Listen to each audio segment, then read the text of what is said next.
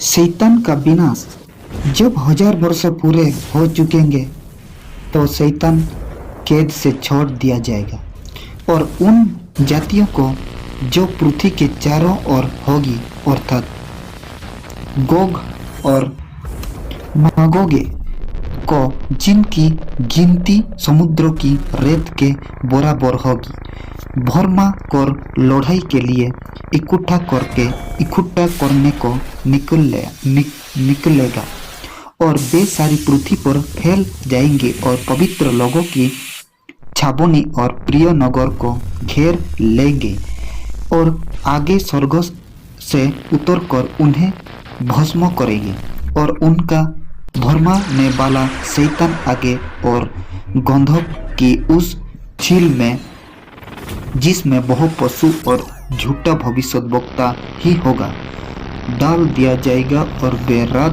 दिन जुगानुजुग पीड़ा में तड़पते रहेंगे। आमीन। सबको गॉड ब्लेस यू ब्रदर। अब सुनिए बच्चों परमेश्वर का वचन। मैं एक पशु को देखा है, वही पशु एक व्यक्ति था। परमेश्वर का वचन भ्रष्ट कर रहा था और पवित्र आत्मा भरमाया कर रहा था। परमेश्वर का पवित्र आत्मा परमेश्वर का पास रहता था और शैतान का आत्मा शैतान का पास रहता था। लेकिन वही पशु परमेश्वर को सेवा कर रहा था। परमेश्वर किधर भी इकट्ठा होने के लिए स्थान को चुन लेता था, वही स्थान को व जगह को जैसा करके भी जाकर खड़ा हो रहा था वही स्थान में और परमेश्वर का वचन को ध्यान से सुनता था, लेकिन पकड़ नहीं पा रहा था। लेकिन वही पशु पवित्र आत्मा भरमाया कर रहा था, जैसा कि पवित्र आत्मा पवित्र वचन को देख नहीं पाया, परमेश्वर का आज्ञा को तोड़ देता था। वही पशु परमेश्वर का वचन को भी सुनता था और शैतान वचन को भी मानता था। आमीन।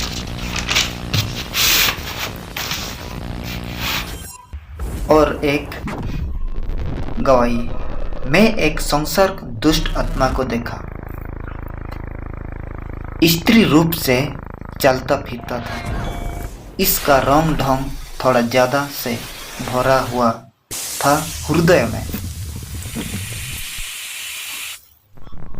स्त्री सर्प वंश था, इधर उधर भटक हो रहा था और स्त्री एक वेश्या था। वेश्या का गालिच बात करके उस आत्मा को शांति देता था। वेश्या एक लीडर था। वेश्या मतलब संपूर्ण बेविचार से भरा हुआ आत्मा। एक सांसारिक आत्मा था। संसार में ज्यादा ज्ञान था और मूर्ति पूजा दुष्ट आत्मा था। पाप क्या है बुरा क्या है मालूम नहीं है उसको। बुरा चीज को भी अच्छा कहता था, पाप चीज को भी अच्छा कहता था। परमेश्वर का घृणित वाक्य ग्रहण करता था और पशु का समान से उसका मन शरीर का लालसा व्यवहार करता था। हृदय से मन तक शरीर जोड़ा हुआ था।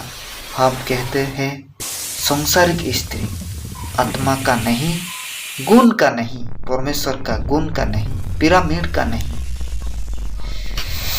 Thank you, God bless you brother. Amen.